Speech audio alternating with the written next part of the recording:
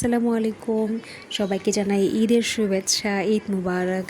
আজ ছিল ঈদের দ্বিতীয় দিন। আমি আমার স্বামী মিলে চলে গেছি ছবি দেখতে, আমাদের মেগাস্টার সুপারস্টার সাকিব খানের ছবি দেখতে তাণ্ডব।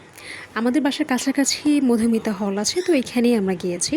এখানে গিয়ে আমরা টিকিট নিয়েছি, তারপর অপেক্ষা করছিলাম সময়ের যে কখন না আমাদেরকে দিবে আমরা গিয়ে দেখব। এই ছিল আমাদের গেট, এদিক দিয়ে আমরা প্রবেশ করব।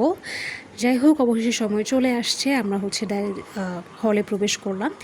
সবচেয়ে ইন্টারেস্টিং বিষয়টা হচ্ছে একটা টক্সিক গার্লফ্রেন্ড বয়ফ্রেন্ডের যেই হলের মধ্যে যেই সিটটা খুব পছন্দের, কর্নার সিট, আমাদের জামাই বউয়ের সেই কর্নার সিট পড়ছে।